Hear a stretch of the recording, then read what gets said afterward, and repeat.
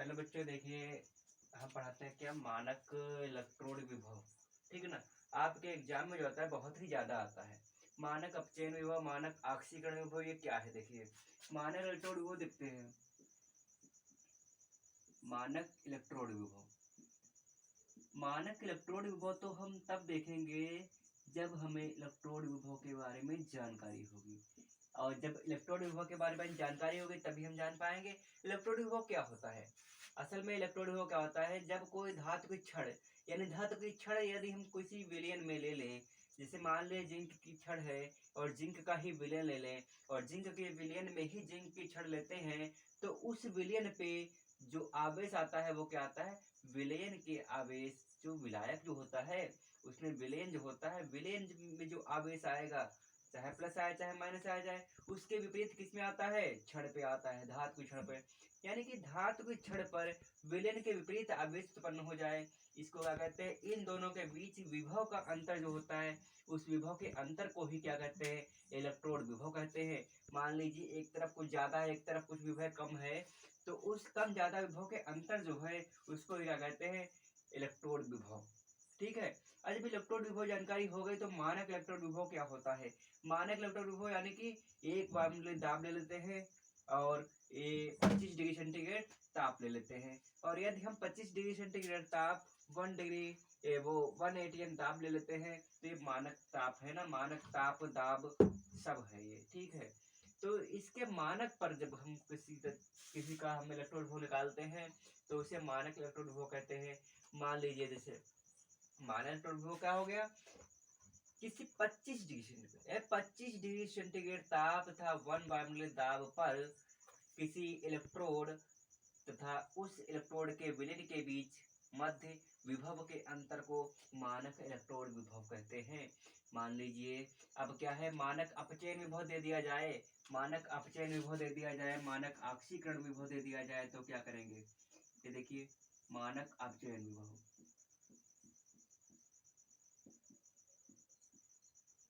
मानक अपचयन विभव। हम मान लीजिए देखिए कोई क्षण लेते हैं, उसको उसी के विलयन में डुबोते हैं।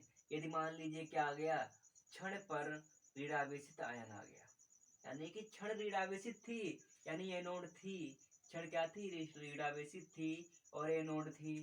तो भाई जब क्षण पर विलयन के सापेक्ष ऋणावेशित आवेश आ गया तो वो क्या हो गई? एनोड हो गई। और वो एनोड हो गई, अब उसको क्या चाहिए भाई? धातु चाहिए, यानी कि प्लस चाहिए। और जब धातु ऋणावेशित हो गई तो उस पे प्लस आयन इकट्ठा हो जाएंगे, और जब प्लस आयन इकट्ठा हो जाएंगे, जब प्लस आयन इकट्ठा हो जाएंगे तो उसका क्या हो जाएगा? आक्सीकरण होने लगेगा, यानी कि उसमें प्लस धातु होने लगी, यानी प्लस चढ़ने लगा, यानी प्लस धनायन आने लगे, तो उसका क्या हो जाएगा? उस क्षण का आक्सीकरण होने लगेगा। यानी कि अब इसी प्रकार किसी धातु के क्षण जो धनावेशित हो, जब धातु की छड़ पर विलयन के सापेक्ष धनावेशित आवेश आ जाए, यानी मान लीजिए एक ये कोई विलयन है, ठीक है, ये कोई विलयन है और इसमें एक छड़ डुबोई हुई है। ठीक, तो इस पर क्या आ गया? इस पर मान लीजिए प्लस आवेश आ गया, ये छड़, अब इसमें क्या आ गया? माइनस। ठीक ना, विलयन पे क्या आ गया? माइनस आ गया, और छड़ पे क्या आ गया? धनावेश आ गया। और जब छड़ पर धनावेश आ गया तो ये धनावेशित हो गई। अब ये धनावेशित हो गई तो इसको धनावेशित क्या चाहिए? धनावेशित इलेक्ट्रॉन को अपनी ओर आकर्षित करेगा, यानी इलेक्ट्रॉन को ग्रहण करेगा। अब जब इस कोई भी इलेक्ट्रॉन हो, यानी जब विलयन का कोई CuSO4 है, CuSO4 है, यानी CuSO4, जब CuSO4 ये भाई Zn, यानी कि जब ये Zn की धातु है तो ये Zn टूटेगा ना, जब Zn टूटेगा तो क्या टूटेगा? Zn प्लस प्लस टूटेगा और इलेक्ट्रॉन में टूटेगा। तो ये क्या है? इलेक्ट्रॉन क्या है? इसी पे हो जाएंगे, और Zn प्लस प्लस क्या है? विलयन में चला जाएगा। तो इलेक्ट्रॉन क्या होगा? इस पे आ जाएगा, यानी जो प्लस था वो इलेक्ट्रॉन ले लिया, और इस प्रकार ये क्षण धीरे धीरे क्या हो जाएगी? ऋणावेशित होती चली जाएगी। इसी प्रकार ये क्या हो जाएगा? इसका अपचयन हो जाएगा। यानी ये यदि हम ताप दाब ले लें, यदि 25 डिग्री सेंटीग्रेड ताप एक वायुमंडलीय दाब ले लेते हैं, तो इसी इसी धातु और इस विलयन के मध्य जो विभव उत्पन्न होगा उसे मानक अपचयन विभव कहते हैं। यानी मानक ऑक्सीकरण विभव क्या होगा, देखिए मानक ऑक्सीकरण विभव, मानक ऑक्सीकरण मानक अपचयन। तो मानक ऑक्सीकरण भाई देखिए इसमें क्या होता है, इसमें भी धातु लेते हैं, धातु को छोड़ देते हैं, इसमें इस पे माइनस माइनस होता है, इस पर प्लस प्लस होता है, ठीक है। यानी कि धातु के विलयन के सापेक्ष ऋणावस्था जाए तो क्या हो जाएगी, एनोड हो जाएगी, ठीक है। और धनावस्था जाए तो क्या हो जाएगी, कैथोड हो जाएगी। ये एनोड हो गई, ये एनोड और ये कैथोड हो गई।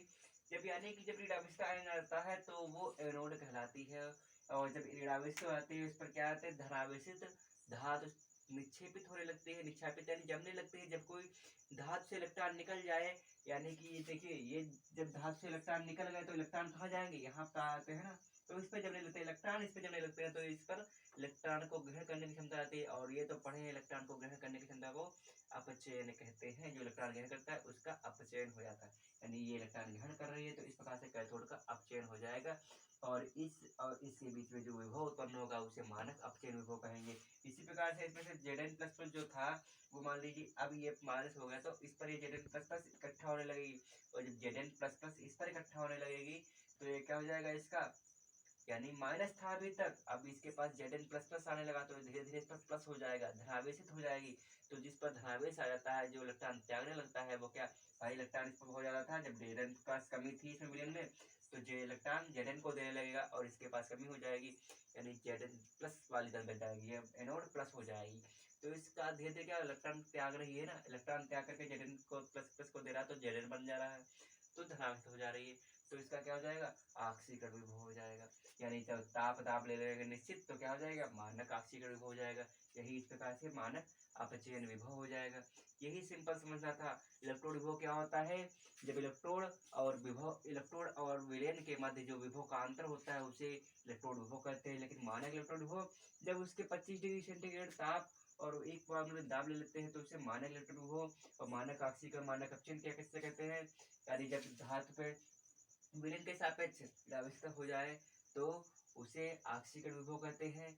लेकिन धीरे धीरे इस पर क्या होता है, धातु निक्षेपित होने लगती है और ये पॉजिटिव होती चली जाती है, धनावेशित होती चली जाती है। इस प्रकार इस पर ऑक्सीकरण विभव मानक ऑक्सीकरण विभव कहते हैं।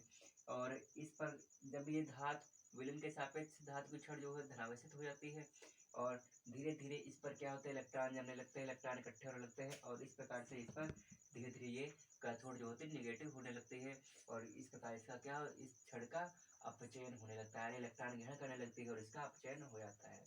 इस प्रकार से हमारा ये कंप्लीट हो जाता है, ठीक है। इसको कम्प्लीटली अच्छे से समझना, अच्छे से पढ़ना, और इस तरह का वीडियो को समझने के लिए हमारे चैनल को सब्सक्राइब करना ना भूलिएगा, और सब्सक्राइब करिएगा और लाइक भी करिएगा।